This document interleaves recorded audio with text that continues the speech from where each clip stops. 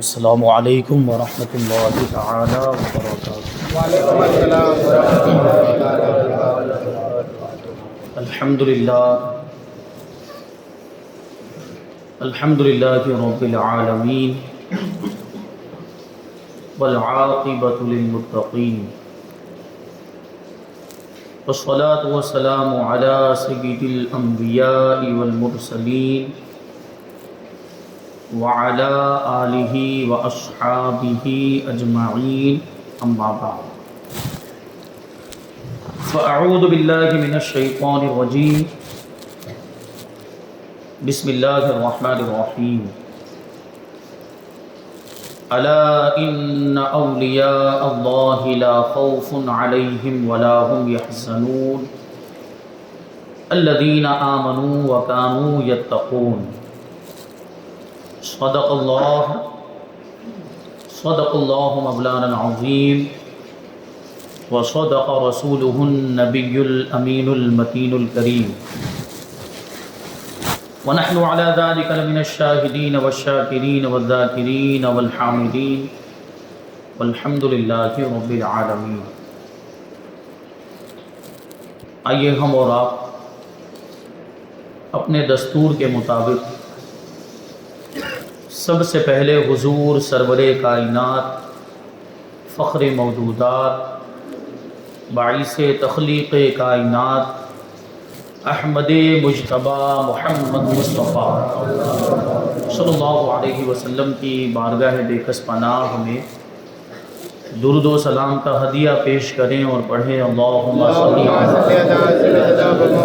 سیدنا و مولانا محمد معدن الجود والکرم وآلہ الکرام وابنہ الکریم وبارک وسلم، صلاة و سلاما علیک یا رسول اللہ صلی اللہ تعالی علیہ وسلم۔ عزیزان ملت اسلامیہ، جیسا کہ آپ سب جانتے ہیں کہ ہم اور آپ آج یہاں پر سلطان الہند عطائے رسول خواجہ خواجگاں خواجہ معین الدین چشتی اجمیری غریب نواز رضی اللہ تعالی عنہ کی بارگاہ میں خراج عقیدت پیش کرنے کے لیے جمع ہوئے۔ الحمدللہ ہمیں غریب نواز سے بڑی محبت ہے اور ہونی بھی چاہیے، اور ہمارے پاس تو ایک اور نسبت ہے کہ ہماری جو یہ مسجد ہے وہ غریب نواز کے نام ہی سے منسوب ہے، مسجد غریب نواز۔ ہم محبت کرتے ہیں، اسی لیے تو اپنی مسجد کا نام غریب نواز کے نام پر رکھا ہے۔ الحمدللہ سارے سنی مسلمان غریب نواز سے محبت کرتے ہیں، اور کیوں نہ کرے کہ سنیوں پر غریب نواز کا احسان ہے، وہ بھی خاص طور پر ہندوستان کے مسلمانوں پر غریب نواز کا احسان اس طریقے پر ہے کہ غریب نواز ہندوستان میں تشریف لائے اور یہاں اسلام کا پیغام عام کر دیا، اسلام کا پرچم لہرا دیا۔ غریب نواز اللہ کے رسول صلی اللہ علیہ وسلم کے حکم سے ہندوستان میں تشریف لائے۔ جب آپ یہاں پر آئے تو کفر کا اندھیرا چھایا ہوا تھا، کفر کی تاریکیاں چھائی ہوئی تھی، ہر طرف کفر کے معاملات اور شرکیہ معاملات تھے۔ غریب نواز یہاں پہ تشریف لائے، حالانکہ غریب نواز سے پہلے بھی دوسرے بزرگ تشریف لائے، لیکن جو کام اسلام کا اللہ تبارک و تعالیٰ نے غریب نواز کی ذات کے ذریعے سے لیا، کسی اور کے ذریعے سے نہیں لیا گیا۔ اور ہندوستان میں آج جو ہم اسلام کی رونقیں اور اسلام کی بہاریں دیکھ رہے ہیں، یہ غریب نواز کے قدموں کا صدقہ۔ غریب نواز یہاں پہ تشریف لائے تو ہندوستان کے مسلمانوں پر غریب نواز کا احسان کہ اسلام کی دولت اور اسلام جیسی عظیم نعمت، سب سے بڑی نعمت ہمیں غریب نواز کے ذریعے سے ملی۔ یہ ہمارے غریب نواز کا نام ویسے تو حسن تھا، لیکن معین الدین کے نام سے بڑے مشہور ہوئے۔ معین الدین آپ کا نام نہیں، لقب ہے۔ معین الدین اللہ کے رسول کی بارگاہ سے آپ کو یہ لقب ملا۔ معین الدین کا مطلب کیا ہوتا ہے؟ دین کی مدد کرنے والا، دین کا معین۔ اور ابھی آپ نے امام صاحب سے ایک شعر سنا کہ محی الدین غوث ہے، اور خواجہ معین الدین ہے، اے حسن کیوں نہ ہو محفوظ عقیدہ تیرا۔ نہیں، ہم غوث پاک کے بھی ماننے والے، ہم تو سارے اولیاء کے ماننے والے، سارے اولیاء اکرام سے محبت کرنے والے، لیکن دو عظیم شخصیات غوث پاک رضی اللہ تعالیٰ عنہ اور غریب نواز، ان سے ہمیں کچھ زیادہ ہی محبت ہے، اور ان کے بارے میں فرمایا جاتا ہے غوث پاک رضی اللہ تعالیٰ عنہ کا لقب ہے محی الدین، اس کا معنی ہوتا ہے دین کو زندہ کرنے والا، اور غوث پاک نے دین کو نئی زندگی عطا کی ہے، اس وجہ سے آپ کو محی الدین کہا جاتا ہے۔ غوث پاک نے دین کو زندہ کیا اور ہندوستان میں دین کے معین اور مددگار بن کر غریب نواز تشریف لائے۔ تو اب ہم غوث پاک کے دامن سے بھی وابستہ ہیں اور غریب نواز کے دامن سے بھی وابستہ ہیں، تو ہمارا عقیدہ محفوظ کیوں نہیں ہوگا، ہمارا عقیدہ مضبوط کیوں نہیں ہوگا؟ اسی کو علامہ حسن رضا نے شعر کی زبان میں یوں کہا کہ محی الدین غوث ہیں اور خواجہ معین الدین ہیں، اے حسن کیوں نہ ہو محفوظ عقیدہ تیرا۔ خواجہ غریب نواز رضی اللہ تعالیٰ عنہ بڑی عظمت و شان کے مالک، بڑی فضیلتیں حاصل، ان فضیلتوں میں سے آپ دیکھیں کہ ایک فضیلت یہ بھی ہے کہ آپ نجیب الطرفین سید ہیں۔ نجیب الطرفین سید کا کیا مطلب ہوتا ہے؟ ماں کی طرف سے بھی سید اور باپ کی طرف سے بھی سید۔ ایسا بہت کم ہوتا ہے، لیکن یہ شان ملی حضرت غریب نواز رضی اللہ عنہ۔ غوث پاک کی بھی یہ شان، غوث پاک رضی اللہ تعالیٰ عنہ بھی نجیب الطرفین سید، غوث پاک رضی اللہ تعالیٰ عنہ بھی حسنی اور حسینی سید، غریب نواز بھی حسنی اور حسینی سید۔ لیکن دیکھیں غوث پاک کا معاملہ کچھ مختلف ہے۔ غوث پاک رضی اللہ تعالیٰ عنہ کا شجرہ نسب والد ماجد کی طرف سے امام حسن مجتبیٰ تک پہنچتا ہے، اور والدہ ماجدہ کی طرف سے غوث پاک کا نسب امام علی مقام امام حسین رضی اللہ تعالیٰ عنہ تک پہنچتا ہے۔ لیکن غریب نواز کے اندر اس کا الٹا ہے، غریب نواز رضی اللہ تعالیٰ عنہ کا شجرہ نسب والد ماجد کی طرف سے امام علی مقام امام حسین رضی اللہ تعالیٰ عنہ تک پہنچتا ہے، اور والدہ ماجدہ کی طرف سے امام حسن مجتبیٰ سے ہوتا ہوا مولا کائنات تک پہنچتا ہے۔ یہ دونوں شجرے دیکھیں کتنے پاکیزہ شجرے، کیسی مقدس ہستیاں اس شجرے کے اندر، ان کے نام آپ سماعت کریں۔ حضرت غریب نواز رضی اللہ تعالیٰ عنہ کا پدری نسب نامہ والد ماجد کی طرف سے جو شجرہ نسب آپ کا مولا کائنات تک پہنچتا ہے، اس کو سنانے کی سعادت حاصل کروں گا۔ آپ کو سبحان اللہ بولنا ہے۔ معین الدین حسن اجمیری، یہ صاحبزادے ہیں حضرت خواجہ غیاث الدین کے، اور وہ صاحبزادے ہیں حضرت خواجہ نجم الدین ظاہر کے، اور وہ صاحبزادے ہیں سید عبد العزیز کے، وہ صاحبزادے ہیں سید ابراہیم کے، وہ صاحبزادے ہیں سید ادریس کے، اور وہ صاحبزادے ہیں امام موسیٰ کاظم کے، اور وہ صاحبزادے ہیں امام جعفر صادق کے، اور وہ صاحبزادے ہیں امام محمد باقر کے، اور وہ صاحبزادے ہیں امام زین العابدین کے، اور وہ صاحبزادے ہیں امام علی مقام امام حسین رضی اللہ تعالیٰ عنہ کے، اور وہ صاحبزادے ہیں مولا کائنات علی مرتضیٰ شیر خدا کرم اللہ وجہہ الکریم۔ نعرہ تکبیر، نعرہ رسالت، نعرہ رسالت، فیضان حضور غریب نواز، مفتی صورت۔ یہ تو پدری نسب نامہ والد ماجد کی طرف سے امام حسین تک پہنچتا ہے، اور امام حسین سے ہوتا ہوا مولا کائنات تک پہنچتا ہے۔ اب مادری نسب نامہ کی سماعت کریں۔ والدہ ماجدہ کی طرف سے آپ کا شجرہ نسب امام حسن مجتبیٰ سے ہوتا ہوا مولا کائنات تک پہنچتا ہے۔ حضرت خواجہ غریب نواز رضی اللہ تعالیٰ عنہ کی والدہ ماجدہ بی بی ام الورا، جو ماہ نور کے نام سے مشہور ہے، بی بی ماہ نور، یہ صاحبزادی ہیں حضرت سید داؤد کی، اور وہ صاحبزادے ہیں حضرت عبداللہ حنبلی کے، اور وہ صاحبزادے ہیں سید زاہد کے، وہ صاحبزادے ہیں سید مورس کے، اور وہ صاحبزادے ہیں سید داؤد کے، اور وہ صاحبزادے ہیں سید موسیٰ جون کے، وہ صاحبزادے ہیں سید عبداللہ کے، اور وہ صاحبزادے ہیں امام حسن مصنع کے، اور وہ صاحبزادے ہیں امام حسن مجتبیٰ رضی اللہ تعالیٰ عنہ کے، اور وہ صاحبزادے ہیں مولا کائنات علی مرتضیٰ شیر خدا رضی اللہ عنہ۔ یہ شجرہ نسب آپ کی والدہ ماجدہ کی طرف سے امام حسن تک پہنچتا ہے، تو پتہ کیا چلا کہ غریب غریب نواز، ماں کی طرف سے بھی سید اور باپ کی طرف سے بھی سید. اگرچہ دنیا میں جو نسب جو چلتا ہے، جو خاندان کا سلسلہ چلتا ہے، وہ باپ کی طرف سے چلتا ہے. اگر باپ کی طرف سے آپ کا شجرہ نسب سعادت والا ہوتا تب بھی آپ سید تھے، آپ کی سیادت میں کوئی فرق نہیں تھا. لیکن اللہ تبارک و تعالیٰ نے کیسی فضیلت عطا فرمائی کہ سیادت کی شرافت عطا کی تو صرف والد کی طرف سے نہیں عطا کی، والدہ کی طرف سے بھی عطا فرمائی. کیونکہ آخرت میں جو نسب چلے گا، آخرت میں جو پکارا جائے گا تو ماں کا نام لے کر پکارا جائے گا، تو وہاں بھی یہ سیادت کی شرافت کام آئے گی اور وہاں بھی یہ فضیلت غریب نواز کے ساتھ ہوگی.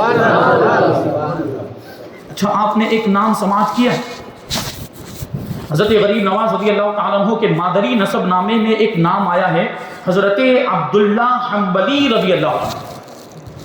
آپ کی والدہ ماجدہ یہ صاحبزادی ہیں سید داؤد کی، اور وہ صاحبزادے ہیں سید عبداللہ حنبلی. یعنی آپ کی والدہ ماجدہ کے دادا جان ہیں عبداللہ حنبلی. اور روایتوں میں آیا ہے کہ یہی عبداللہ حنبلی غوث پاک رضی اللہ تعالیٰ عنہ کے بھی دادا جان. مطلب کیا ہوا کہ آپ کی والدہ ماجدہ کے، غریب نواز کی والدہ ماجدہ کے دادا جان اور غوث پاک کے دادا جان ایک ہی ہیں، وہ ہے عبداللہ حنبلی رضی اللہ تعالیٰ. مطلب کیا ہوا کہ حضرت بی بی ماہ نور اور غوث پاک رضی اللہ تعالیٰ عنہ، ان دونوں کے والد آپس میں ایک دوسرے کے بھائی ہیں، اور غوث پاک رضی اللہ تعالیٰ عنہ اور غریب نواز کی والدہ آپس میں چچا زاد بھائی بہن. اس اعتبار سے دیکھیں تو غوث پاک رضی اللہ تعالیٰ عنہ غریب نواز کے ماموں جان ہوئے. یہ رشتہ داری ہے، بعض کتابوں کے اندر یہ رشتہ داری بیان کی گئی ہے. اور بھی رشتہ داریاں غوث پاک رضی اللہ تعالیٰ عنہ سے نسبت غریب نواز کو حاصل تھی، اور بھی ددی حالی رشتے کی اور ننی حال کے اعتبار سے بھی رشتے نکلتے ہیں. تو کہیں غوث پاک رضی اللہ تعالیٰ عنہ اور غریب نواز آپس میں خالہ زاد بھائی بھائی ہوتے ہیں، اور کہیں پر غریب نواز کی والدہ غوث پاک کی خالہ ہوتی ہیں. اس طرح مختلف رشتے کتابوں کے اندر بیان کیے گئے. بہرحال غریب نواز کو غوث پاک سے بھی نسبت حاصل ہے، اور غوث پاک رضی اللہ تعالیٰ عنہ کی بارگاہ کا فیض غریب نواز کو بھی ملا ہے. اور غوث پاک نے جس وقت یہ ارشاد فرمایا تھا قدمی ہذہ علی رقبۃ کل ولی اللہ، کہ میرا یہ قدم ہر اللہ کے ولی کی گردن پر ہے، اس وقت غریب نواز خراسان کی پہاڑیوں میں عبادت میں مصروف تھے. غریب نواز نے اس وقت عرض کیا تھا یا شیخ عبد القادر، صرف میری گردن پر نہیں بلکہ میری آنکھوں پر اور میرے سر پر بھی آپ کا قدم ہے. اسی لیے تو ابھی وہ شعر آپ نے سنا کہ تجھ کو بغداد سے حاصل ہوئی وہ شان رفیع، تجھ کو بغداد سے فیضان ملا، غوث پاک کا فیضان ملا، تجھ کو بغداد سے حاصل ہوئی وہ شان رفیع. کیا ہے دوسرا؟ دنگ رہ جاتے ہیں سب دیکھ کے رتبہ تیرا، اور جب سے تو نے قدم غوث لیا ہے سر پر، جب سے تو نے قدم غوث لیا ہے سر پر، اور یہ اولیاء سر پہ قدم لیتے ہیں شاہ تیرا. ہندوستان کے اولیاء کے سردار کون ہیں؟ غریب نواز ہیں، سلطان اولیاء، سلطان الہند. تو یہاں پر جتنے بھی اولیاء اکرام ہیں وہ غریب نواز کے قدم کو اپنے سروں پر لے. یہ غریب نواز کی شان ہے اور کیسا مقام و مرتبہ. بہرحال غریب نواز رضی اللہ تعالیٰ عنہ کے والدین بھی بڑے پائے کے بزرگ. آپ کے والد ماجد بڑے متقی پرہیزگار اور سیستان کے مشائخ کبار میں آپ کا شمار ہوتا تھا، اور ساتھ ہی ساتھ بڑے صاحب ثروت اور بڑے دولت مند بھی تھے. آپ کی والدہ ماجدہ بھی عابدہ، زاہدہ، تقوی شعار، پارسا، پاک دامن خاتون تھی. اور پھر ظاہر سی بات، ماں باپ متقی پرہیزگار ہو تب اولاد غریب نواز جیسی پیدا ہوتی. ماں باپ متقی پرہیزگار، ماں باپ نیک ہو، دین پر عمل کرنے والے ہو تو اولاد غوث اعظم جیسی پیدا ہوتی. آج ہمارے ذہن میں یہ سوال آتا ہے، یہ الجھن، کہ آج کے زمانے میں اللہ کے ولی کیوں پیدا نہیں ہو رہے ہیں. آج ہمیں کو غوث پاک جیسا کوئی ولی دکھتا ہے؟ یا غریب نواز، چلو وہ تو بہت بڑے مرتبے کے اللہ کے ولی ہیں، ان سے کم درجے کا ہی بالکل آخری درجے کا ولی کوئی مل جائے ہمیں؟ ہیں اللہ کے فضل و کرم سے اب بھی اولیاء اکرام موجود ہیں، لیکن اس شان کے اولیاء اکرام ہمیں نہیں دیکھنے کو ملتے. اللہ تبارک و تعالی جیسے مرتبے پہلے جو بزرگان دین گزرے ان کو جیسے مرتبے اللہ تبارک و تعالیٰ نے عطا فرمایا، اس شان کے بزرگ ہمیں اب نظر نہیں آتے۔ اس کی وجہ کیا ہے کہ ماؤں کی تربیت میں کمی آ گئی، کہیں نہ کہیں ماؤں کی تربیت میں کمی آئی۔ پہلے جب مائیں اپنے بچوں کو دودھ پلاتی تھی تو باوضو ہو کر اللہ کا ذکر کرتے ہوئے دودھ پلاتی، سبحان اللہ، اور وہ ماں نماز کی پابند ہوا کرتی تھی، وہ ماں شریعت کی پابند ہوا کرتی۔ اور ان ماؤں کا تو میں حال کیا بیان کروں، پانچوں وقت کی نمازیں تو پابندی کے ساتھ پڑھتی تھی۔ وہ مائیں جن کو ہم اولیاء کرام کی مائیں کہتے ہیں، وہ تہجد گزار بھی ہوا کرتی تھی، وہ پانچوں وقت کی نماز کے ساتھ تہجد کی بھی نماز پڑھتی تھی۔ لیکن آج کہاں، کس کو یہ فکر اور کس کو اس بات کا خیال رہتا ہے کہ کھانا بناتے وقت بسم اللہ پڑھا جائے، اور کس کو، کون سی خاتون کو یہ خیال رہتا ہوگا کہ باوضو ہو کر کھانا بنایا جائے، اور کون سی خاتون یہ سوچتی ہوگی کہ مجھے نمازوں کی پابند، یہ بہت اللہ ماشاءاللہ چند خواتین ایسی ہوں گی جو نمازوں کی پابند ہوگی، لیکن ہمارے یہاں پہ آج کل یہ عام سلسلہ ہو گیا کہ عورتوں کے اندر، مرد حضرات میں تو ابھی کچھ ایسے نمازی ہیں آ جاتے ہیں، لیکن اب گھر میں کون دیکھنے جاتا ہے، وہ کوئی بھی، اب ظاہر سی بات اس میں ہماری بھی کوتاہی ہے کہ ہم نے، اگر آپ شوہر ہیں تو بیوی پر کوئی توجہ نہیں، وہ اس تعلق سے تو کبھی پوچھتے ہی نہیں کہ نماز پڑھتی کہ نہیں پڑھتی ہے۔ کبھی آپ نے معلوم کیا کہ آپ کی بیوی نماز پڑھتی؟ اگر آپ باپ ہیں تو بیٹی سے کبھی پوچھا آپ نے کہ وہ بیٹی نماز پڑھتی؟ یہ آپ کی ذمہ داری، کلکم راع وکلکم مسئول عن رعیتہ، آپ میں سے ہر کوئی ذمہ دار ہے اور ہر کسی سے اپنے ماتحتوں کے بارے میں سوال کیا جائے گا۔ شوہر سے اس کی بیوی کے بارے میں پوچھا جائے گا کہ بیوی کو نماز پڑھنے کا حکم دیا تھا کہ نہیں دیا تھا، گناہوں سے بچنے کا حکم دیا تھا کہ نہیں دیا۔ باپ سے اس کی اولاد کے بارے میں پوچھا جائے گا کہ اولاد کی صحیح تربیت کی تھی کہ نہیں کی تھی، اولاد کو شریعت پر گامزن کیا تھا کہ نہیں کیا تھا۔ اسی طریقے سے جو بھی اوپر والا اس کے نیچے والے کے بارے میں اس سے سوال کیا جائے گا۔ اگر کوئی استاد ہے تو اس کے شاگردوں کے بارے میں اس سے سوال کیا جائے گا، اگر کوئی بادشاہ ہے تو اس کی رعایا کے بارے میں اس سے سوال کیا جائے گا۔ تو یہ بات ذہن میں رکھتے ہوئے چلیں، آپ بری الذمہ نہیں ہیں، آپ سے آپ کے خود کے اعمال کے بارے میں تو سوال ہوگا۔ اگر آپ شوہر ہیں تو آپ کی بیوی کے بارے میں بھی آپ سے پوچھا جائے گا، اگر آپ باپ ہیں تو آپ کی اولاد کے بارے میں بھی آپ سے پوچھا جائے گا، اگر آپ استاد ہیں تو آپ کے شاگردوں کے بارے میں بھی آپ سے پوچھا جائے گا، جواب دینا پڑے گا قیامت کے دن۔ کیونکہ وہ مائیں ہوا کرتی، وہ مائیں اپنی اولاد کی ایسی تربیت کرتی تھی۔ اور پھر یہ بھی تو ذہن میں رکھیں کہ ماں کی گود یہ بچے کے لیے سب سے پہلا مدرسہ اور سب سے پہلا اسکول ہوا کرتا ہے۔ وہ مدرسے میں جو باقاعدہ جو مدرسہ مسجدوں میں یا دوسرے مقامات پر چلتا ہے، بچہ تو بہت بعد میں وہاں پر آتا ہے، بہت بعد میں داخلہ دلایا جاتا ہے۔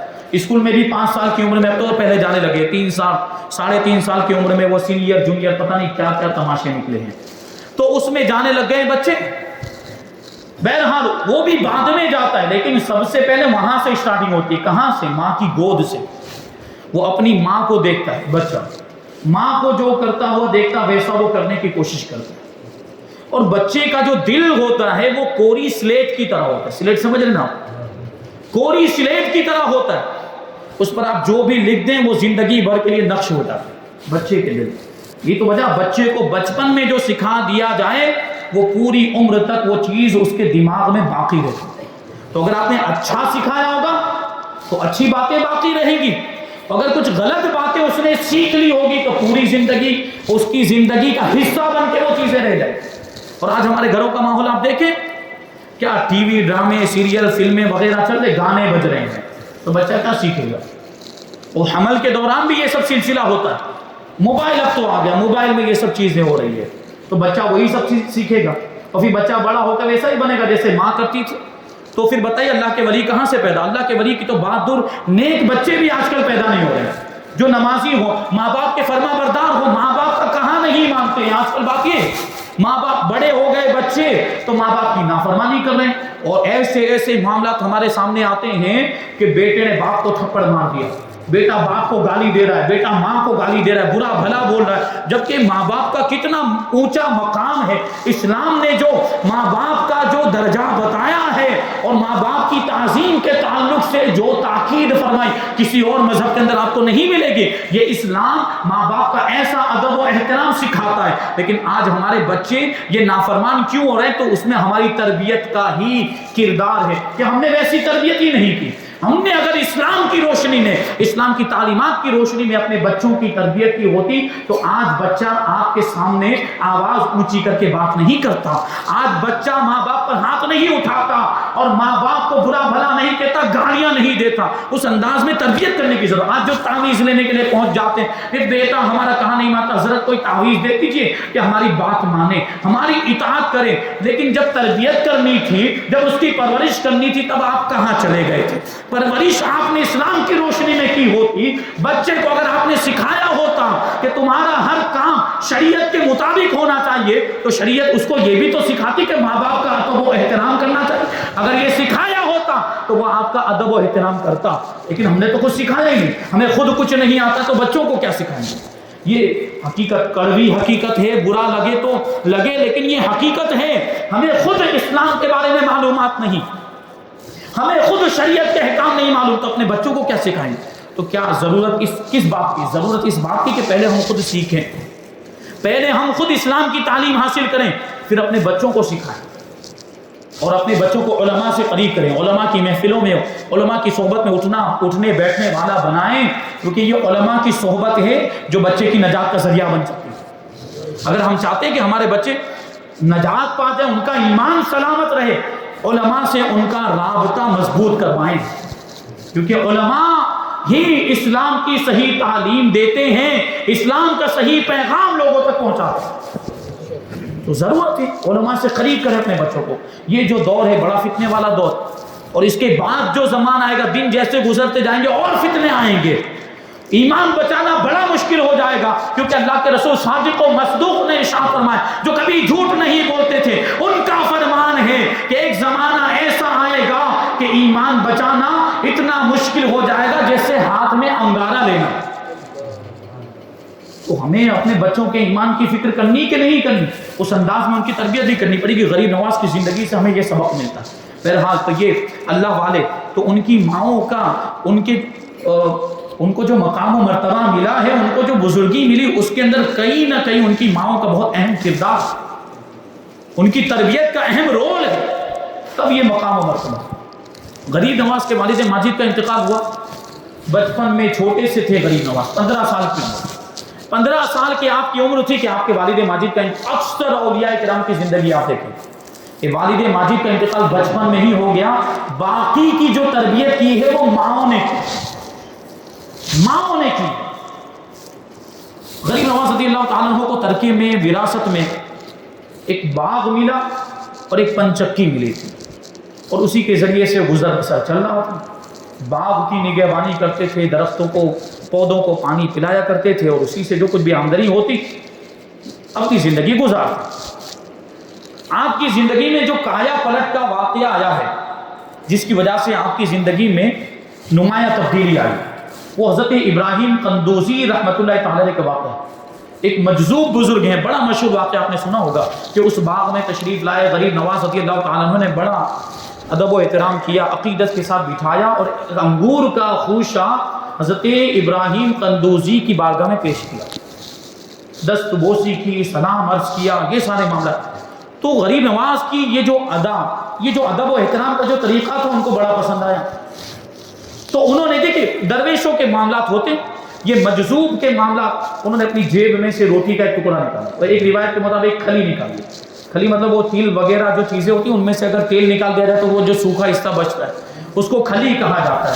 تو وہ نکالی، یا روٹی کا سوکھا سا ٹکڑا نکالا اور غریب نواز کو دیا کھانے کے لیے. ہم اور آپ ہوتے تو کہتے یہ کیا چیز دے دی کھانے کے لیے، یہ سوکھا ٹکڑا میں کھاؤں گا، یہ کھلی میں کھاؤں گا. لیکن وہ غریب نواز وہ اولیاء اکرام کے تصرفات کو مانتے تھے، اولیاء اکرام کی کرامتوں کو جانتے تھے. انہوں نے وہ ٹکڑا لیا اور بڑی عقیدت اور محبت کے ساتھ، یقین کے ساتھ کھا لیا کہ اس کا فیضان ملے گا. اور اپنے دل، اب جیسے ہی انہوں نے کھایا وہ ٹکڑا پیٹ کے اندر گیا، دل کی دنیا ہی بدل گئی. اب دل سے دنیا کی محبت نکل گئی، اب دنیا کی دولت سے دل اچاٹ ہو گیا. غریب نواز نے وہ پنچکی بھی بیچ دی اور وہ باغ بھی، وہ پنچکی جو کچھ بھی تھا وہ غریبوں میں، فقیروں میں تقسیم کر دیا اور اللہ کی راہ میں نکل گیا. اب ضروری کیا تھا؟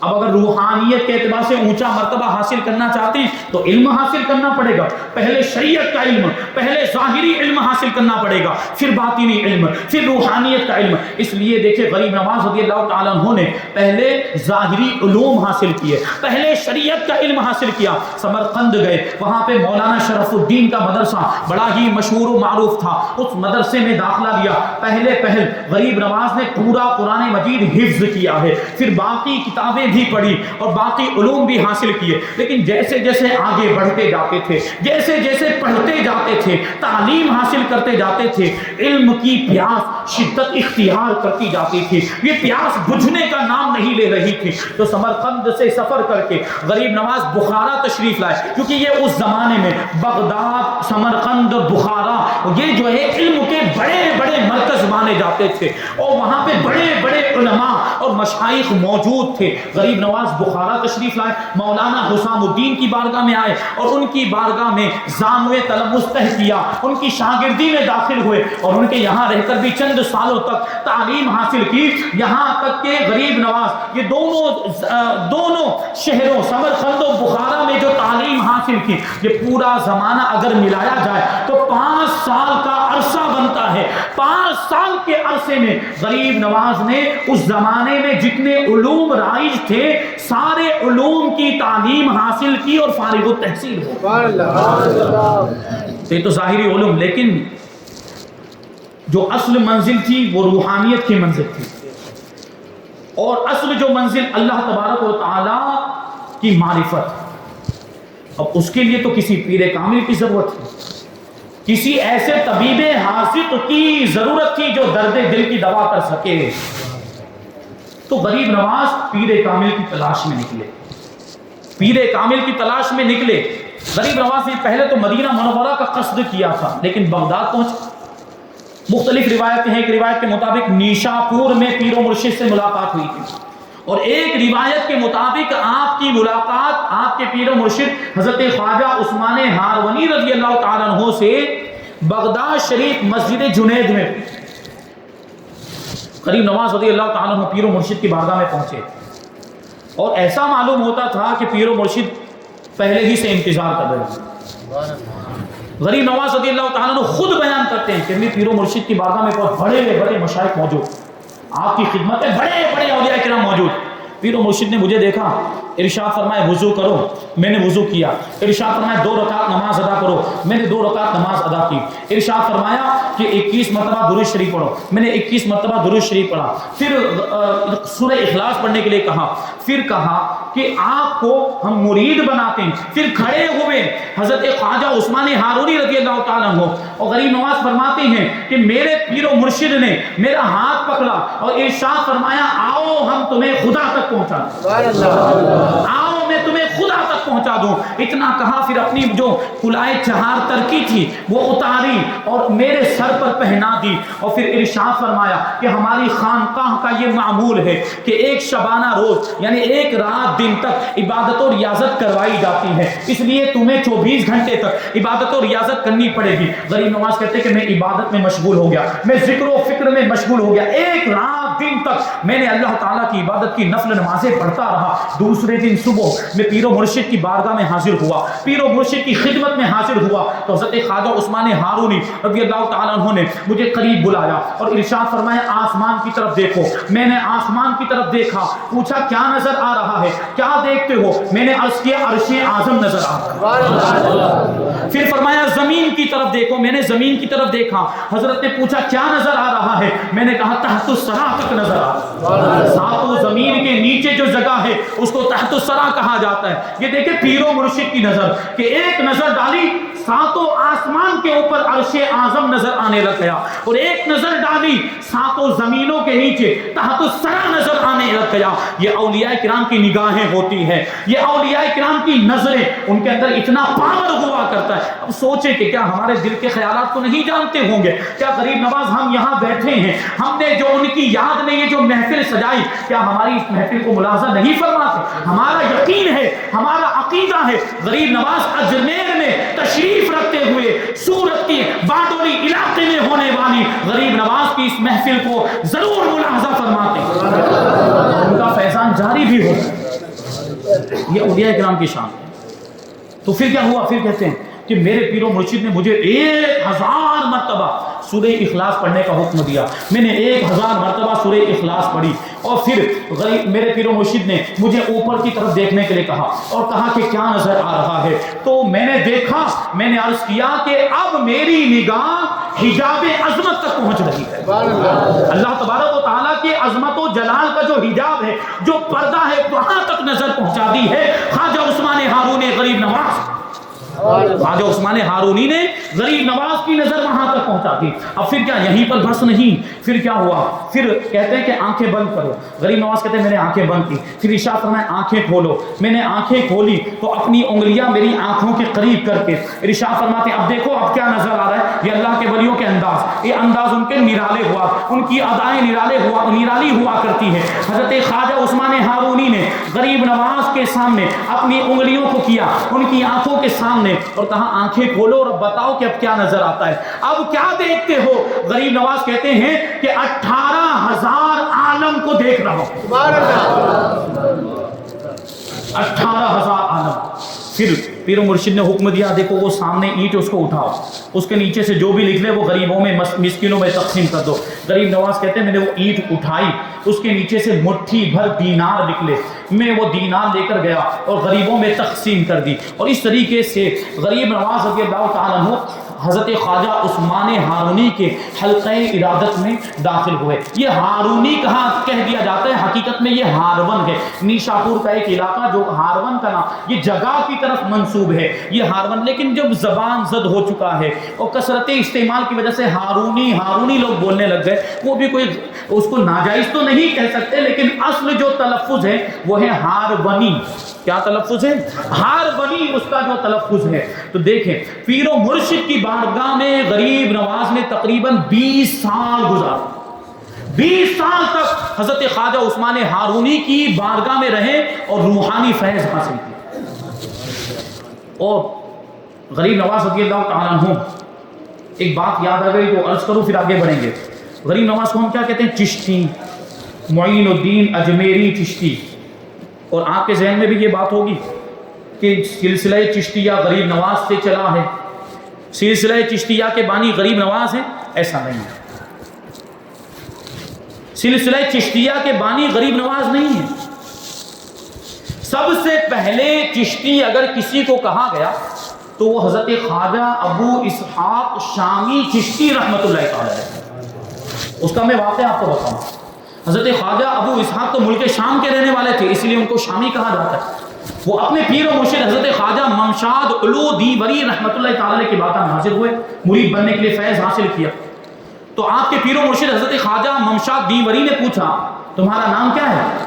تو حضرت نے عرض کیا میرا نام فقیر کو ابو اسحاق شامی کہا جاتا ہے۔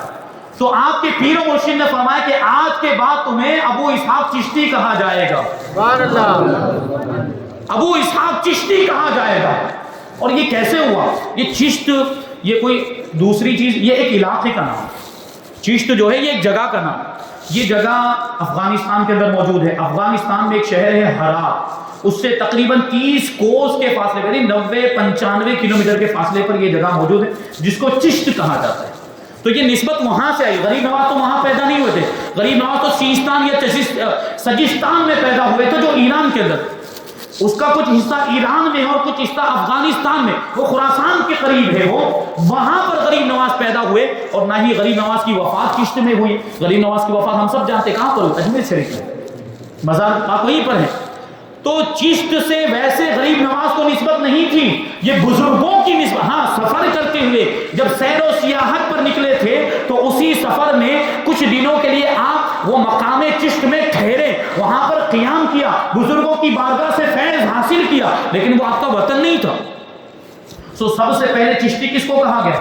حضرت خواجہ ابو اسحاق شامی چشتی رحمۃ اللہ تعالی علیہ، ان کے پیر و مرشد کی بارگاہ سے ان کو حکم ملا تھا کہ اب تم ملک شام کے رہنے والے تھے، لیکن ان کو حکم ہوا کہ اب چشت چلے جاؤ اور وہاں جا کر لوگوں کی رشد و ہدایت کا فریضہ انجام دو۔ تو یہ ابو اسحاق شامی رحمۃ اللہ تعالی یہ چشت تشریف لائے، پھر یہ چشتی کہلائے، پھر ان کے بعد والے جو بزرگ جو حضرت ابو اسحاق کے مریدین تھے اور ان کے مریدین وہ وہیں پر بس گئے، اور یہ سلسلہ چشتیہ کے بڑے بڑے بزرگ جیسے حضرت خواجہ ابو احمد عبدال چشتی، حضرت خواجہ محمد چشتی، حضرت خواجہ قطب الدین چشتی، مودود چشتی، اور اس کے بعد بہت سے اولیاء اکرام انہوں نے وہیں پر سکونت اختیار کر لی تھی، اسی کو وطن بنا لیا تھا، یہاں تک کہ وہیں وفات پائی، وہیں ان کا مدفن بنا، وہیں وہ دفن، وہیں مزار پاک موجود ہے۔ اسی وجہ سے ان بزرگوں کے نام کے آگے چشتی لگنے لگ گئے۔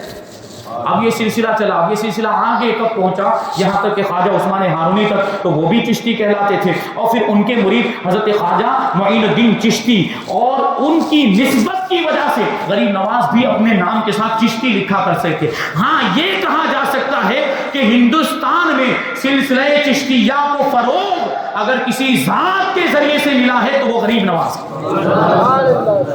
تو سلسلہ چشتیہ غریب نواز لے کر آئے، پھر اس کے اندر دیکھیں غریب نواز نے تو ایک ساتھ میں ایک ہی سفر کے اندر دہلی سے اجمیر کا جو سفر تھا، اس ایک سفر کے اندر تقریباً 90 لاکھ کافروں کو کلمہ پڑھ کے پڑھا کے مسلمان بنا، 90 لاکھ کافروں کو کلمہ پڑھا کے مسلمان بنا دیا۔ یہ تو ایک سفر کی بات جو ہم سنتے رہتے ہیں کہ ہند میں 90 لاکھ کو کلمہ پڑھایا، یہ وہ شعر بھی ہے ہند میں، تو وہ صرف اتنا ہی نہیں ہے صرف 90 لاکھ، اور بھی کئی ہزاروں کی تعداد میں اور بھی لوگ۔ تو ایک سفر میں آپ نے دہلی سے اجمیر تشریف لائے تھے، اس سفر میں دہلی کے قیام کے دوران اور اجمیر میں یہ کچھ کفار 90 لاکھ کی جو تعداد بنتی ہے، اس کا یہ مطلب ہے کہ صرف 90 لاکھ اور بھی بہت سارے کفار تھے، سینکڑوں ہزاروں لاکھوں کی تعداد میں، جن کو غریب نواز نے کلمہ پڑھا کے مسلمان بنایا۔ پھر آگے جب یہ سلسلہ چلا تو آپ کے خلفاء حضرت خواجہ قطب الدین بختیار کاکی، حضرت بابا فرید الدین گنج شکر، پھر ان کے خلفاء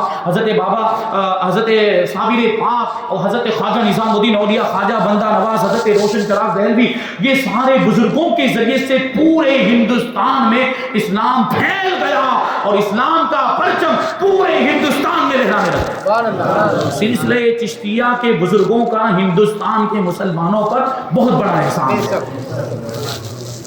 یہ غریب نواز تو چشتی اس وجہ سے کہے گئے۔ بہرحال اب غریب نواز رضی اللہ تعالیٰ عنہ پیر و مرشد کی بارگاہ میں 20 سال تک، اور ایک مرتبہ پیر و مرشد کے ساتھ ہی حج کرنے کے لیے تشریف لے گئے۔ حج سے فارغ ہونے کے بعد مدینہ منورہ اللہ کے رسول صلی اللہ علیہ وسلم کی بارگاہ میں روضہ رسول پر حاضر ہوئے، تو غریب نواز نے حضور کی بارگاہ میں سلام عرض کیا۔ ہم اور آپ بھی تو سلام عرض کرتے ہیں، یہ ہماری اور اوقات ہی نہیں کہ ہمیں جواب آئے، حضور سب کے سلام کا جواب دیتے، لیکن ہمارے کان میں وہ طاقت نہیں کہ ہم سن سکیں، لیکن یہ غریب نواز کے کان، یہ غریب نواز کے کان کیسی طاقت ہے، اللہ کے رسول کی بارگاہ میں سلام عرض کرتے ہیں، السلام علیکہ یا سید المرسلین و خاتم النبیین، آپ پر سلامتی ہو اے رسولوں کے سردار، اے خاتم النبیین، اے آخری نبی۔ یہ غریب نواز نے سلام عرض کیا اللہ کے رسول کی بارگاہ میں، تو روضہ مبارک سے جواب آیا وعلیک السلام یا قطب المشائخ، اے اولیاء کرام کے سردار، تم پر بھی سلامتی ہو، تم پر بھی سلام۔ ہر عاشق کے سلام کا جواب حضور دیتے ہیں، ہر محبت کرنے والے کے سلام، ہم جو صلاۃ و سلام پڑھتے ہیں، ہم جو کھڑے ہو کر تعظیم کے طور پر حضور کی بارگاہ میں صلاۃ و سلام پڑھتے ہیں، اس کا بھی جواب دیتے ہیں، لیکن ہمارے کانوں میں وہ طاقت نہیں ہے کہ ہم حضور کے جواب کو سن سکیں۔ یہ غریب نواز کے کان تھے، حضور نے جواب دیا، اس کو سماعت بھی کر دیا۔ اللہ کے رسول کی بارگاہ سے آپ کو سرداری، اولیاء اکرام کی سرداری کا منصب عطا کیا گیا۔ پھر اللہ کی بارگاہ میں بھی کیسا مرتبہ، ایک مرتبہ یہی حضرت خواجہ عثمان ہارونی رضی اللہ تعالیٰ عنہ حج کے موقع پر جب خانہ کعبہ کا طواف کیا اور مسجد حرام میں جب پہنچے، تو حضرت خواجہ عثمان ہارونی نے غریب نواز کا ہاتھ پکڑا اور اللہ کی بارگاہ میں پیش کرتے ہوئے عرض کیا، اے پروردگار، یہ معین الدین میرا مرید ہے، اس کو قبول فرما، یہ معین الدین میرا مرید ہے، اس کو قبول فرما۔ غیب سے آواز آئی کہ معین الدین تو ہمارا دوست ہے، ہم نے اسے قبول کیا۔ یہ اللہ کی بارگاہ میں غریب نواز کا مرتبہ ہے۔ اب آخری مرتبہ حج کے لیے تشریف لے گئے، مدینہ منورہ میں پہنچے، حج سے فارغ ہونے کے بعد ارادہ بنا لیا کہ اب مدینے سے کہیں نہیں جاؤں گا، اب مدینے میں ہی مستقل سکونت اختیار کر لوں گا، مدینہ چھوڑ کر کہیں نہیں جاؤں گا۔ یہ غریب نواز نے ارادہ بنا لیا تھا، لیکن غریب نواز کی قسمت میں تو ہندوستان کے لوگوں کی ہدایت لکھی ہوئی، تو ہندوستان آنا ضروری تھا۔ وہ ایک مرتبہ بارگاہ رسالت سے غریب نواز کو بشارت ہوئی، بارگاہ رسالت سے حکم ہوا، اے معین الدین تم اجمیر چلے جاؤ کہ وہاں یہ کفر کا اندھیرا پھیلا ہوا ہے، یہ کفر کی ظلمت اور تاریکی پھیلی ہوئی ہے، تم معین الدین ہو، تم دین کے مددگار ہو، تم اجمیر چلے جاؤ، اللہ تبارک و تعالیٰ تمہاری ذات کے ذریعے سے کفر کے اندھیرے کو دور فرما دے گا اور تمہارے ذریعے سے اسلام کو رونق ملے گی۔ حضور کی بارگاہ سے یہ بشارت ملی تھی، یہ حکم ملا۔ اب غریب نواز پریشان، کیونکہ اجمیر تو دیکھا نہیں، ہندوستان کہاں وہ بھی نہیں معلوم، کون سی سمت میں، کون سے ڈائریکشن میں کیسے جائیں گے، کہاں سے جانا، سفر کیسے، کچھ نہیں پتا، اجمیر کہاں، اس کا نقشہ کیا، کچھ نہیں معلوم۔ وہ پرانے زمانے میں یہ تھوڑی یہ میپ ہوتا کہ موبائل میں، موبائل ہی نہیں ہوتا تھا، ابھی تو کچھ بھی ڈالو تو اس میں آ جاتا ہے، میپ کے اندر کچھ بھی ڈالو تو وہ پتا چل جائے گا کون سی جگہ پہ، کون سے ملک میں کون سا شہر موجود ہے۔ اس زمانے میں یہ سب تھوڑی ہوتا تھا۔ غریب نواز پریشان کہ کیسے جائیں گے، حضور کا حکم تو ہو گیا۔ سوئے، آنکھیں سوئی، نصیبہ بیدار۔ اللہ کے رسول صلی اللہ علیہ وسلم خواب میں تشریف لائے اور ایسی نظر ڈالی، ایسی نگاہیں عنایت ہوئی کہ غریب نواز کی نگاہوں کے سامنے مشرق و مغرب روشن ہو گئے۔ سارے بلاد، سارے امصار اور سارے شہروں کو غریب نواز نے رسول پاک کی ایک نظر پڑتے ہی سارے شہروں کو ملاحظہ کر لیا۔ اب اجمیر بھی نظر آ گیا، اور صرف اجمیر نہیں، اجمیر کے قلعے کو بھی دیکھ لیا، اجمیر کی پہاڑیوں کو بھی ملاحظہ فرما لیا، سب پورا نقشہ نظر آ گیا۔ اور حضور پاک صلی اللہ علیہ وسلم نے تحفے کے طور پر ایک انار بھی عنایت فرمایا۔ وہ انار جب بیدار ہوئے تو وہ انار موجود بھی تھا، کیونکہ حضور نے تو ارشاد فرمایا نا کہ جو مجھے خواب میں دیکھتا ہے وہ حقیقت میں مجھے ہی دیکھتا ہے، کیونکہ شیطان میری شکل اختیار نہیں کر سکتا۔ حضور پاک صلی اللہ علیہ وسلم اگر کسی کے خواب میں تشریف لائیں تو وہ حقیقت میں حضور ہی ہیں۔ شیطان کسی کی بھی شکل اختیار، معاذ اللہ کبھی تو خدا بن کے بھی آتا ہے، کبھی تو خدا بن کے بھی آئے گا، لیکن حضور کی شکل و صورت اختیار نہیں کر سکتا، کیونکہ اللہ تبارک و تعالیٰ نے حضور کو بے مثل و بے مثال بنایا۔ حضور کے جیسا کوئی ہو ہی نہیں سکتا، تو حضور کی شکل شیطان بھی اختیار نہیں کر سکتا۔ شیطان کے اندر بھی یہ طاقت نہیں ہے کہ حضور جیسی شکل اختیار کر لے، حضور جیسی صورت بنا لے، اس کو بھی اللہ نے یہ طاقت نہیں دی ہے۔ تو یہ آج کل کے مولوی، یہ آج کل کے وہابی دیوبندی حضور کو اپنے جیسا بشر کہتے ہیں۔ شیطان، اچھا مقابلہ پہلے کیا تھا حضور کے علم سے شیطان کے علم کا، اور وہاں شیطان کو بڑھا دیا، معاذ اللہ وہاں کیا کہہ دیا کہ شیطان کا علم اور ملک الموت کا علم تو نص قطعی سے ثابت ہے، حضور کے علم کے لیے کون سی نص قطعی ہے کہ معاذ اللہ حضور کے لیے علم غیب ثابت کیا جاتا ہے؟ یہ ان کے مولوی نے لکھ دیا۔ اور یہاں حال یہ ہے کہ شیطان حضور کی شکل و صورت اختیار ہی نہیں کر سکتا، کیونکہ اللہ تبارک و تعالیٰ نے حضور کو بے مثل و بے مثال بنایا۔ جب شیطان حضور کی صورت اختیار نہیں کر سکتا تو کوئی انسان حضور کے مثل، حضور کے جیسا کیسے ہو سکتا ہے؟ یہ اپنے جیسا بشر کہتے ہیں، یہ اپنے جیسا انسان، بڑا بھائی کہتے ہیں معاذ اللہ۔ یہ کیونکہ ان کو تو حضور کی شان گھٹانی، جہاں حضور کی تعظیم کی بات آتی ہے ان کے پیٹ میں درد ہونے لگ جاتا ہے، کیونکہ ایمان ہے ہی نہیں، منافق ہے، منافق ہے۔ جس کو حضور کی تعظیم ہضم نہ ہو وہ اپنے ایمان کی خیر منائے، کیونکہ عاشق تو تعظیم کے نئے نئے طریقے ڈھونڈتا ہے کہ میں اپنے حبیب کی کیسے تعظیم کروں، میں اپنے حبیب کو کیسے راضی کروں۔ یہ ایمان والوں کا طریقہ، یہ عاشقوں کا طریقہ ہوتا ہے۔ بہرحال تو غریب نواز رضی اللہ تعالیٰ عنہ اب ہندوستان کی طرف روانہ ہوئے۔ اللہ کے رسول صلی اللہ علیہ وسلم کا حکم تھا، 40 اولیاء کرام کو ساتھ میں دیا۔ یہ سفر جاری ہوا۔ اب ظاہر سی بات ہے ڈائریکٹ تو ہندوستان نہیں پہنچے گے، پرانے زمانے میں جو سفر ہوتا تھا وہ اس وقت ٹرینیں نہیں تھی، ہوائی جہاز نہیں تھا، پیدل سفر کرتے یا جانوروں پر سفر ہوتا تھا۔ وہ سفر بڑا لمبا ہوتا تھا، بڑا مشقت والا ہوتا تھا، صبر آزما ہوا کرتا تھا۔ تو ٹھہرتے ٹھہرتے، قیام کرتے ہوئے، پڑاؤ کرتے کرتے غریب نواز ہندوستان تشریف لائے۔ اب یہ سفر میں جو واقعات پیش آئے، جو بڑے بڑے واقعات، اور جن سے ہمیں کچھ سیکھنے کو ملتا ہے، یا غریب نواز کا مقام و مرتبہ جس سے ہمیں پتہ چلے، وہ کچھ واقعات انشاءاللہ میں آپ کے گوش گزار کرنے کی کوشش کروں گا۔ تو غریب نواز مدینہ منورہ سے سب سے پہلے بغداد تشریف لائے، بغداد میں قیام کیا، بغداد کے بڑے بڑے جو مشائخ تھے ان کی بارگاہ میں حاضر ہو کر ان سے ملاقاتیں ہوئی، ان سے فیض حاصل کیا، ان کی صحبتوں میں اٹھنا بیٹھنا ہوا۔ یہی بغداد میں جب غریب نواز قیام آپ کا وہاں پر تھا، غریب نواز یہ بغداد کے قیام کے دوران ایک عجیب و غریب واقعہ پیش آیا کہ ایک مرتبہ حضرت غریب نواز، حضرت خواجہ اوحد الدین کرمانی اور حضرت شیخ شہاب الدین سہروردی اور خواجہ قطب الدین بختیار کاکی، خواجہ قطب الدین بختیار کاکی بچپن ہی سے غریب نواز کے ساتھ ہو گئے تھے۔ یہ بھی آپ دیکھیں کہ کیسی نسبت تھی، پیر سے کیسی محبت۔ غریب نواز کے رہ جاؤ، جب غریب نواز یہ سفر کرتے تھے، اور اسی سفر میں ایک مرتبہ مقام اوش میں بھی پہنچے تھے جو حضرت خواجہ قطب الدین بختیار کاکی کا وطن اصلی، وہیں پر وہ پیدا ہوئے تھے، حضرت خواجہ قطب الدین بختیار کاکی، اور وہیں سے ساتھ ہو گئے اور پھر ہمیشہ پوری زندگی ساتھ میں رہے۔ پیر سے نسبت ہو تو پھر ایسی ہو، مضبوط، یک در گیر محکم گیر، ایک در پکڑ لو لیکن مضبوط پکڑو، لیکن در بھی پھر ویسا ہونا چاہیے مضبوط۔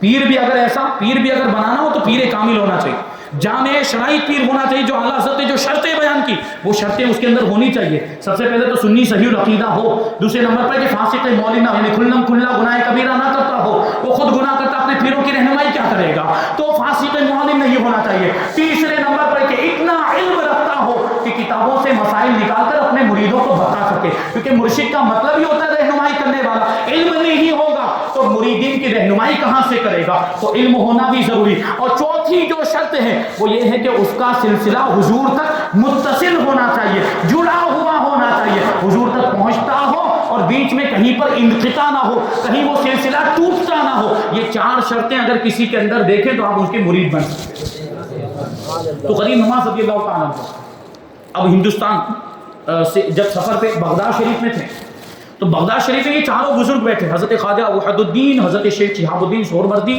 اور حضرت خواجہ قطب الدین بختیار کاکی بیٹھے ہوئے تھے۔ انبیاء کرام کا تذکرہ چل رہا تھا، انبیاء کرام کی باتیں ہو رہی تھی کہ اسی اثناء میں، اسی درمیان میں شمس الدین التمش وہاں سے گزرا، 12 سال کی عمر، چھوٹا سا بچہ، 12 سال کی عمر، شمس الدین التمش، جنہوں نے ہندوستان کی تاریخ پڑھی ہوگی، ہسٹری، ان کے ذہن میں نام آ گیا ہوگا۔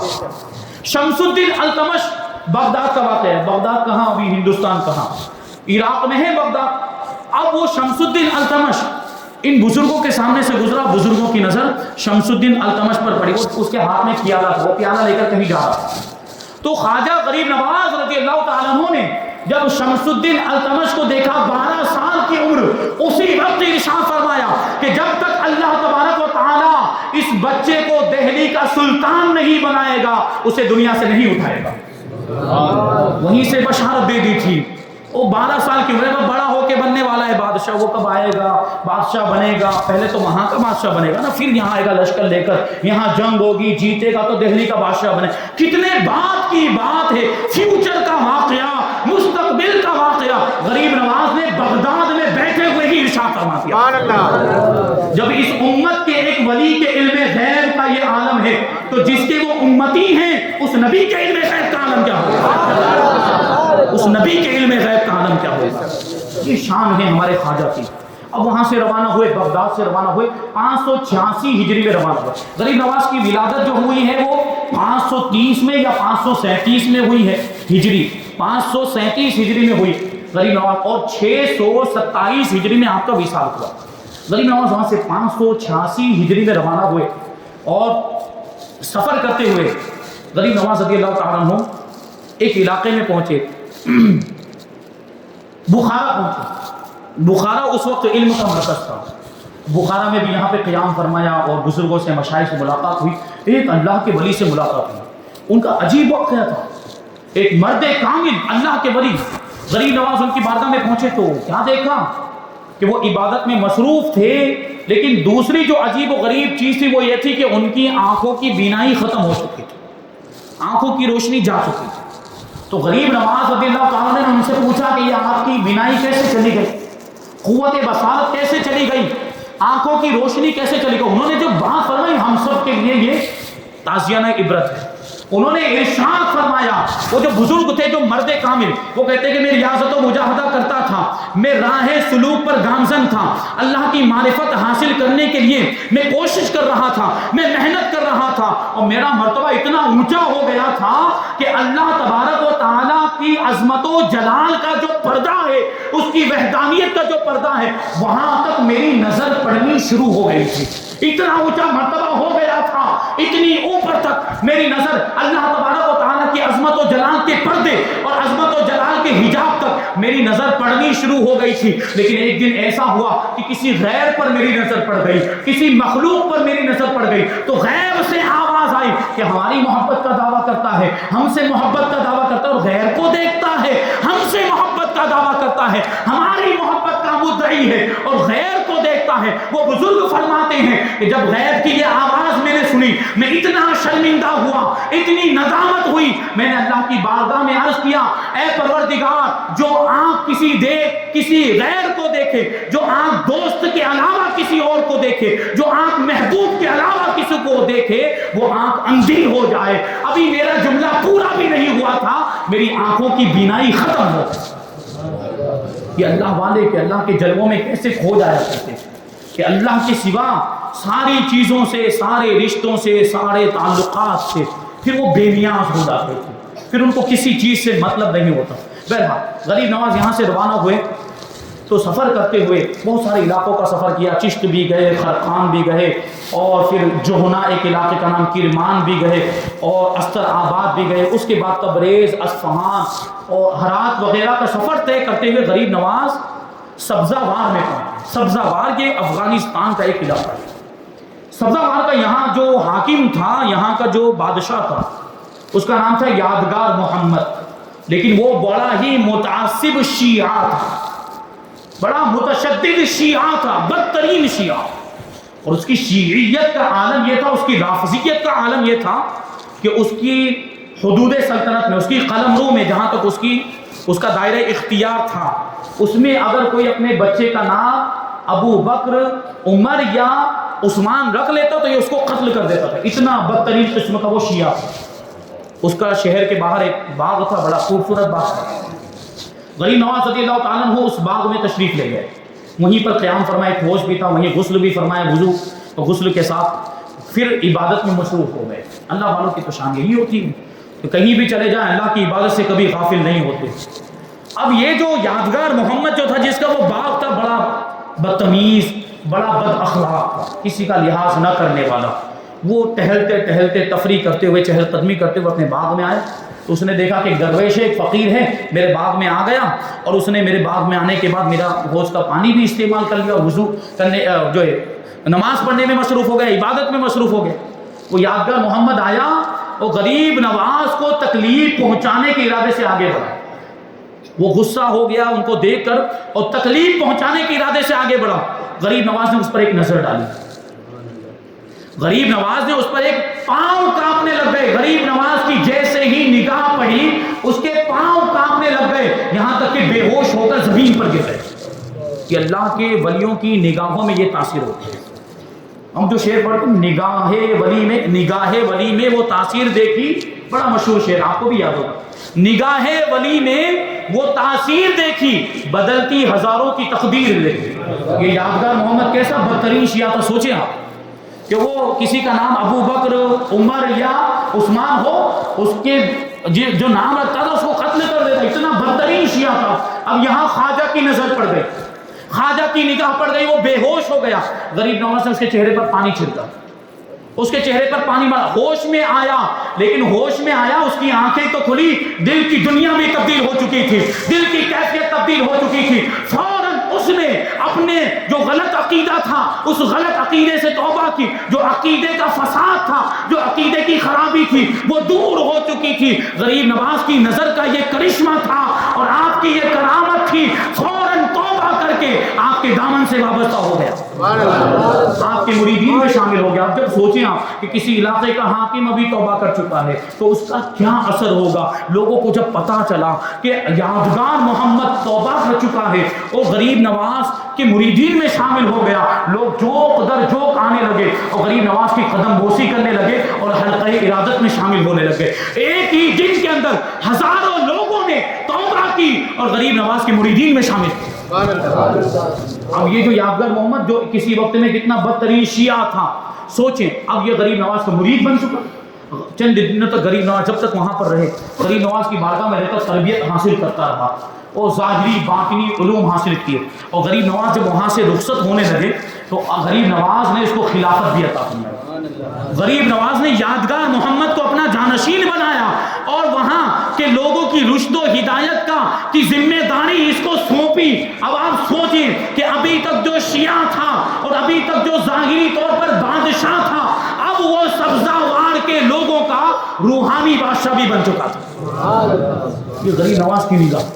اب غریب نواز وہاں سے آگے چلے اور وہی بہت سارے واقعات، وقت زیادہ ہو رہا ہے، میں اس کو تھوڑا سا اسکپ کرتے ہوئے اور آگے چلوں.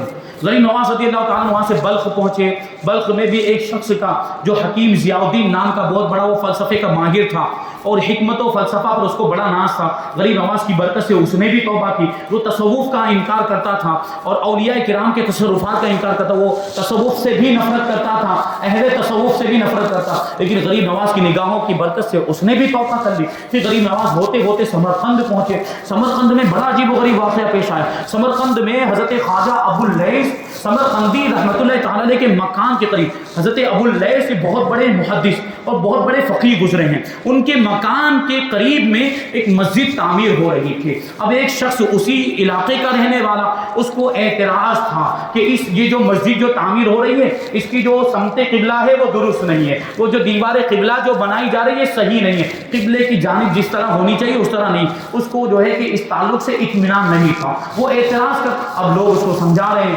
دیکھو یہ ہم نے اس طرح جانچ کر وہی آلات وغیرہ سے دیکھ کر اس کو معلوم کیا ہے اور ہم صحیح بنا رہے ہیں، ہمارے اعتبار سے یہ سمت قبلہ درست. لیکن وہ سمجھنے کے لیے تیار نہیں. غریب نواز کو بلایا گیا، غریب نواز پہنچے. اب غریب نواز نے اس سے پوچھا کہ کیا معاملہ ہے؟ تو وہ کہنے لگا کہ یہ جو دیوار یہ صحیح نہیں بنی، اس مسجد کا جو سمت قبلہ یہ اس کی جو سمت قبلہ وہ درست نہیں. غریب نواز نے بھی اس کو سمجھایا، دیکھو صحیح ہے، اعتراض تمہارا بیکار ہے، تم اس پر اعتراض مت کرو، سوال نہ اٹھاؤ. لیکن پھر بھی نہیں مانا. اب جب اللہ والے اپنی پر آ جاتے تو ان کے انداز نرالے ہوتے ہیں. اب غریب نواز نے اس کو ویسے دلائل سے سمجھانے کی کوشش کی تو یوں سمجھ نہیں رہا تھا. اب غریب نواز دیکھیں اب اپنی ادا پر آ گئے. غریب نواز رضی اللہ تعالیٰ نے اس کی گردن کو یہاں سے پکڑا، اس کے چہرے کو قبلے کی دیوار کی طرف کیا اور ارشاد فرمایا سامنے دیکھ کیا نظر آتا ہے، دیکھ تجھے کیا نظر آتا ہے. غریب نواز نے اتنا ارشاد فرمایا، وہ شخص عرض کرتا ہے خواجہ صاحب مجھے خانہ کعبہ نظر آتا ہے. سمرقند میں سینکڑوں کلومیٹر کا فاصلہ ہے. سمرقند میں رہتے ہوئے غریب نواز نے اس شخص کو وہیں سے خانہ کعبہ کا دیدار کرا. یہ ہمارے خواجہ ہیں. کتنے ایجابات ہوں گے بیچ میں، کتنی چیزیں، پہاڑ بھی ہوں گے، مکانات بھی ہوں گے، درخت وغیرہ بھی. لیکن غریب نواز نے جیسے ہی ارشاد فرمایا دیکھ سامنے نظر آتا، کیا نظر آتا ہے؟ اللہ تبارک و تعالیٰ نے درمیان سے سارے حجابات کو اٹھا دیا. اس نے سمرقند میں رہتے ہوئے خانہ کعبہ کو ملاحظہ کر لیا. یہ ہمارے خواجہ کی شان ہے، یہ ہمارے خواجہ کا مقام و مرتبہ ہے. یہ اللہ تبارک و تعالیٰ نے ایسی کرامتیں آپ کو عطا فرمائی. ابھی اب سمرقند سے آپ غزنین پہنچے. غزنین کے جو بادشاہ تھے ان کا جو ظاہری ان کی شان و شوکت اور ان کا اقتدار، ان کی حکومت سب ختم ہو چکی تھی. غزنی کے جو بادشاہ ہیں ہمارے یہاں پہ جو محمود غزنوی جو آئے، جو غزنی وہ اسی علاقے کی بات چل رہی ہے. وہاں پہ حضرت خواجہ غریب نواز پہنچے. وہاں پہ شیخ العارف شمس العارفین حضرت خواجہ عبد الواحد رہا کرتے تھے. ان کی روحانی حکومت قائم تھی. ظاہری بادشاہوں کی حکومت ختم ہو چکی تھی، لیکن یہ اللہ کے ولی تھے حضرت خواجہ عبد الواحد شمس العارفین جن کو کہا جاتا. ان کی بارگاہ میں غریب نواز رہے، فیض حاصل کیا. پھر آگے سفر جاری ہوا، لاہور تشریف لائے. لاہور پاکستان میں اس وقت ہندوستان میں ہوا کرتا تھا. اب غریب نواز کی آمد ہندوستان میں ہو چکی. لاہور میں غریب نواز حضرت داتا گنج بخش علی بن عثمان حجویری رحمۃ اللہ تعالی کے مزار پر پہنچے اور ان کے مزار، یہ غریب نواز سے پہلے ہی ہندوستان تشریف لائے تھے. اپنے پیر و مرشد کے حکم سے حضرت داتا گنج بخش علی حجویری پیر و مرشد کا حکم پا کر ہندوستان تشریف لائے تھے. لاہور کو اپنا وطن بنایا، لاہور میں سکونت اختیار کی اور لاہور کو روحانیت اور علم و عرفان کا مرکز بنا دیا. وہاں ان کا مزار پاک موجود. غریب نواز ان کے مزار پر حاضر ہوئے، وہاں پر اعتکاف کیا، وہاں پر چلہ کیا، ان کی بارگاہ میں رہ کر فیض حاصل کیا۔ اور اللہ کے ولیوں کے انداز یہ ڈالے، وہ تو آپس میں بات چیت بھی کیا کرتے ہیں۔ اور ایک عام مومن کی بات کریں کہ ایک عام مومن قبر میں چلا جائے تو قبر پر کون آتا ہے، قبر پر کون آ کر کیا پڑھتا ہے، یاسین شریف پڑھتا ہے کہ سورہ تبارک پڑھتا ہے، کیا رسالہ صاحب کرتا ہے، وہ قبر والا سب دیکھتا ہے اور سب سنتا بھی ہے۔ تو جو اللہ کا ولی ہوگا اس کی طاقت کا عالم کیا ہوگا؟ تو یہ اللہ کے ولی آپس میں گفتگو بھی کیا کرتے ہیں۔ بہرحال غریب نواز نے وہاں پر چلہ بھی کیا۔ آج بھی حضرت داتا گنج بخش علیہ الرحمہ کے مزار پاک کے قریب وہ حجرہ موجود ہے جس حجرے میں غریب نواز نے چلہ کیا تھا۔ چلے کا مطلب یعنی 40 دن تک وہاں پر عبادت اور ریاضت کی تھی۔ آج یہ سب چلے وغیرہ موجود ہیں، تو فلاں بزرگ کا چلہ، فلاں اللہ کے ولی کا چلہ، لوگ جاتے ہیں اس کو پھر گھومنے پھرنے کی جگہ سمجھ لیا ہے۔ وہاں جائیں، اس کے بارے میں سوچیں یہ چلہ ہے تو اس کا مطلب کیا ہے، کہ فلاں بزرگ نے یہاں 40 دن تک عبادت کی، تو اس سے کچھ سبق لے کر آئیں، اس سے کچھ سیکھ کر آئیں کہ وہ بزرگ کیسی عبادت کیا تھا، تو ہمیں بھی تو کرنی چاہیے۔ یہ سیکھ کر آنا چاہیے، وہ گھومنے پھرنے کی جگہ تھوڑی ہے، یہ اللہ کے ولیوں کے مزارات کی، وہاں سے کچھ لے کر آئے، وہاں سے کچھ فیض حاصل کرے۔ تو یہ غریب نواز نے وہاں پہ چلا۔ اب جب وہاں سے واپس ہونے لگے غریب نواز، تو آپ نے حضرت داتا گنج بخش کے مزار پر ایک شعر پڑھا تھا، فارسی کا شعر ہے، وہ شعر آج بھی داتا کے دربار پر لکھا ہوا ہے، آپ کے مزار پاک پر لکھا ہے، بڑا مشہور شعر ہے۔ وہ کیا تھا؟ گنج بخش فیض عالم مظہر نور خدا، گنج بخش فیض عالم مظہر نور خدا، ناقصارا پیر کامل کاملارا رہنما۔ یعنی پوری دنیا کو فیض کا خزانہ لٹانے والے ہیں اور نور خدا کے مظہر ہیں، یعنی اللہ کے رسول صلی اللہ علیہ وسلم کے مظہر ہیں، اور ناقصوں کے لیے پیر کامل، اگر کوئی ادھورا آتا ہے تو اس کے لیے پیر کامل کی حیثیت رکھتے ہیں، اور اگر کوئی مکمل آتا ہے تو اس کو فیض پہنچایا کرتے ہیں، کاملارا رہنما، اس کی اور رہنمائی کرتے ہیں، اور جو راہ سلوک وہ طے کر رہا ہوتا ہے اس میں اور مددگار ثابت ہوتے ہیں۔ یہ شعر غریب نواز نے آپ کے مزار پر پڑھا تھا۔ اب وہاں سے اور آگے بڑھے تو سمانہ تشریف لائے۔ سمانہ یہ پٹیالہ کے قریب پنجاب کے اندر ایک علاقہ ہے، ہماری جو مشرقی اور مغربی جو بارڈر ہے، ہندوستان کی مشرقی اور مغربی بارڈر، اس کے قریب یہ علاقہ موجود جس کو سمانہ کہا جاتا ہے۔ غریب نواز وہاں پہ تشریف لائے تو پرتھوی راج چوہان کے سپاہی اور اس کے کارندے پہلے ہی سے وہاں پر موجود ہیں۔ یہ بھی عجیب و غریب بات ہے، اور اس کے سپاہیوں کے پاس غریب نواز کی شبیہ موجود ہے، غریب نواز کا حلیہ موجود، ان کے پاس لکھا ہوا تو حلیہ۔ تعجب کی بات ہے، غریب نواز کا چہرہ کیسا ہوگا، غریب نواز کا قد کیسا ہوگا، رنگ کیسا ہوگا، لباس کیسا ہوگا، یہ سب لکھا ہوا ان کے پاس پہلے سے موجود ہے۔ پرتھوی راج چوہان کے سپاہی سمانہ میں پہلے ہی سے غریب نواز کا انتظار کر رہے تھے، سوچنے جیسی بات۔ اور یہ ہوا کیسے تھا؟ شاید آپ نے یہ واقعہ پہلے نہ سنا ہو۔ تو وہ انتظار کر رہے تھے کہ یہ فقیر آئے گا، یہ ایسا درویش آئے گا اور اس کو ہم بہانے سے گرفتار کر لیں گے اور بادشاہ کے پاس، پرتھوی راج چوہان کے پاس ہم پہنچا دیں گے۔ ہوا یوں تھا کہ پرتھوی راج چوہان کی جو ماں تھی، اس کی ماں بہت بڑی جوتشی تھی۔ وہ جوتشی جو ہوتے ہیں وہ ان کے پاس کچھ ایسا علم ہوتا ہے، اس علم کے ذریعے اس نے معلوم کر لیا تھا کہ ایسا ایسا فقیر آئے گا اور وہ فقیر میرے بیٹے کی حکومت کے زوال کا سبب بنے گا۔ اور اس نے اپنے بیٹے کو 12 سال پہلے ہی خبر دے دی۔ کتنے سال پہلے؟ 12 سال پہلے ہی پرتھوی راج چوہان کی ماں نے اس کو بتا دیا تھا کہ ایک فقیر آئے گا اور اس کی وجہ سے تیری سلطنت ختم ہو جائے گی، تیری بادشاہت ختم ہو جائے گی۔ اور بعض تذکرہ نگاروں نے ایک واقعہ اور لکھا ہے کہ ایک مرتبہ یہ جو رانی تھی پرتھوی راج چوہان کی ماں، اس کے محل کی دیوار پر ایک مرغ آ کر بیٹھا اور اس نے بانگ دینا شروع کر دیا۔ اور یہ پرتھوی راج چوہان کی جو ماں ہے یہ پرندوں کی بولی بھی جانتی تھی، وہ سمجھ گئی یہ مرغ کیا بولتا ہے، تو اس کو مارنے کے لیے آگے بڑھی کہ اس کو قتل کر دے، لیکن وہ اڑ کے چلا گیا، وہ بچ گیا۔ اب بعد میں جب اس سے پوچھا گیا کہ تم اس کو مارنا کیوں چاہ رہی تھی، تو اس نے کہا کہ یہ مرغ آیا میری دیوار پر آ کر بیٹھا، محل کی دیوار پر آ کر بیٹھا، یہ بانگ دے رہا تھا، یہ کہہ رہا تھا کہ ان قریب اس علاقے میں اسلام کا پرچم لہرانے لگ جائے گا، ان قریب اس علاقے میں ایک فقیر آئے گا جو اسلام کی تبلیغ و اشاعت کرے گا، اسلام کے پیغام کو عام کرے گا، اور اس کی وجہ سے یہ تمہاری سلطنت ختم ہو جائے گی، تمہارا راج پاٹ سب کچھ ختم ہو جائے گا۔ یہ ساری باتیں رانی نے پرتھوی راج چوہان کو پہلے ہی بتا دی، اور فقیر یعنی حضرت غریب نواز کا حلیہ بھی اس نے بتا دیا، لکھ کر دے دیا تھا پرتھوی راج چوہان کے پاس وہ حلیہ موجود۔ اس نے اپنے سپاہی یعنی آج کے زمانے میں دیکھو اس کو سمجھاؤ تو نہیں، سی آئی ڈی وغیرہ جو لوگ کرتے ہیں پولیس والے، اگر کوئی مجرم واردات کو انجام دینے کے بعد غائب ہو گیا تو جو چشمدید گواہ ہوتے ہیں ان کو بلایا جاتا ہے اور ان سے پوچھا جاتا ہے تم نے مجرم کو دیکھا ہے تو اس کا نقشہ بتاؤ، اس کا جو ہے کہ حلیہ بتاؤ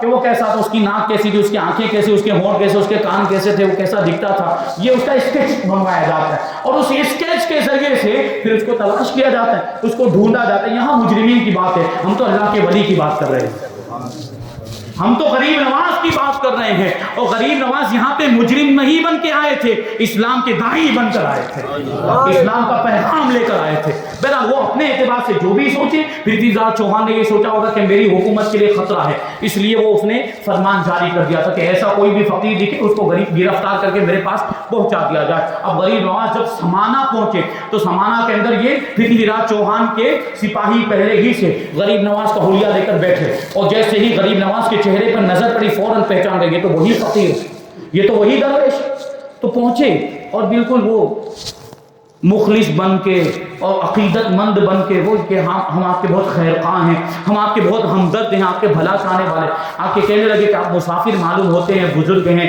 اور اتنا لمبا سفر طے کر کے آئے ہیں، اس علاقے میں نئے ہیں، آپ ہمارے ساتھ چلیں، ہم آپ کے لیے رہنے سہنے کا انتظام کر دیں گے۔ یہ ہیلے بہانے دے، آپ ہمارے ساتھ چلیے کہ ہم آپ کے لیے اچھا انتظام کریں گے، سکونت کا، رہنے سہنے کا، رہائش کا انتظام کریں گے۔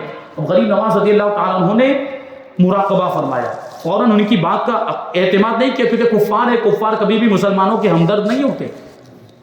غریب نواز نے ان کا اعتبار نہیں کیا، غریب نواز نے مراقبہ کیا، اللہ کے رسول صلی اللہ علیہ وسلم کی طرف توجہ کی تو اللہ کے رسول کی بارگاہ سے حکم ہوا معین الدین ان کی باتوں کا اعتبار مت کرنا، یہ غلط ارادے سے آئے ہیں۔ تو غریب نواز رضی اللہ تعالیٰ عنہ نے ان کی پیشکش کو ٹھکرا دیا اور وہ اپنی پلاننگ میں، اپنی منصوبہ بندی میں ناکام ہو گئے، گرفتار نہیں کر پائے۔ بہرحال ابھی ایک واقعات کا سلسلہ ہے، غریب نواز رضی اللہ تعالیٰ عنہ سمانا سے دہلی پہنچے تو دہلی میں کیا کیا واقعات پیش آئے۔ پھر غریب نواز رضی اللہ تعالیٰ عنہ دہلی سے اجمیر پہنچے، دہلی میں ایک عرصے تک رہے غریب نواز، کیونکہ وہاں پر بھی آپ کو یہ تبلیغ دین کا فریضہ انجام دینا تھا، لیکن اللہ کے رسول نے آپ کو اجمیر بھیجا تھا، اجمیر شریف جانے کا تو آخرکار اجمیر پہنچنا تھا، اس لیے غریب نواز رضی اللہ تعالیٰ عنہ نے اپنے مرید اور اپنے جانشین، اپنے خلیفہ حضرت خواجہ قطب الدین بختیار کاکی کو دہلی میں چھوڑا اور خود اجمیر کی طرف روانہ ہو گئے۔ تو دہلی میں بھی بہت سارے واقعات پیش آئے اور اس سفر کے اندر بھی بہت سارے واقعات پیش آئے۔ اجمیر میں آنے کے بعد تو واقعات کا ایک لمبا سلسلہ ہے، انشاءاللہ تبارک و تعالیٰ پھر کبھی موقع ملا تو وہ ساری باتیں ہم شامل کریں گے اور انشاءاللہ آپ کو سنائیں گے، تو اس سے آپ کو کچھ سیکھنے کو ملے کہ اللہ کے ولیوں کی زندگی یہ کیسی کہ پوری زندگی دین کی خدمت میں وہ وقف کر دیتے ہیں، پوری زندگی دین کا کام ہی کرتے رہتے ہیں، یہ اللہ والوں کی شان ہوتی ہے۔ تو ہمیں بھی تو اپنے دین کے لیے کچھ کرنا چاہیے، ہم اللہ کے ولیوں کے ماننے والے، ہم غریب نواز کے ماننے والے، وہ پوری زندگی دین کی خدمت کرتے رہے تو ہم بھی تو دین کی خدمت میں کچھ حصہ لیں، ہم بھی حصہ لیں۔ اور میں آپ کو بتاؤں اگر آپ دین کی خدمت کرنا چاہتے ہیں نا تو اس میں سب سے پہلی سیڑھی یہ ہے کہ پہلے اپنے آپ کو سدھاریں، پہلے اپنے آپ کو سدھاریں، پھر اپنے متعلقین کو سدھاریں، اپنے رشتہ داروں کو سدھاریں، اپنے گھر کے لوگوں کو سدھاریں، اپنے گھر کے لوگوں کی اصلاح کریں۔ پھر جو بھی دینی کام ہو اگر آپ کے علاقے میں ہو رہا ہو، جیسے علماء کرام کے بیانات ہوتے ہیں، مساجد کی تعمیر، مدرسے کی تعمیر، مدرسے میں بچوں کو بھیجنا، جو بھی دینی کام ہو رہا ہو اس کو کامیاب بنانے میں حصہ لیں، یہ بھی دین کی خدمت ہے اور اس کا بھی بڑا ثواب ہے۔ امید کرتے ہیں کہ آپ اس پر عمل کریں گے۔ اللہ تبارک و تعالیٰ کی بارگاہ میں دعا ہے کہ اللہ تعالیٰ ہم سب کو نیک توفیق عطا فرمائے اور ہم سب کو اولیاء کرام سے محبت کرنے، ان کے دامن سے وابستہ رہنے، ان کے بتائے ہوئے چلے ہوئے طریقے پر ہم سب کو چلنے کی توفیق عطا فرمائے۔ مذہب اہل سنت و جماعت مسلک اعلیٰ حضرت پر ہم سب کو قائم و دائم رکھے اور اسی پر ہم سب کا خاتمہ فرمائے۔ وما علینا الا البلاغ۔ السلام علیکم۔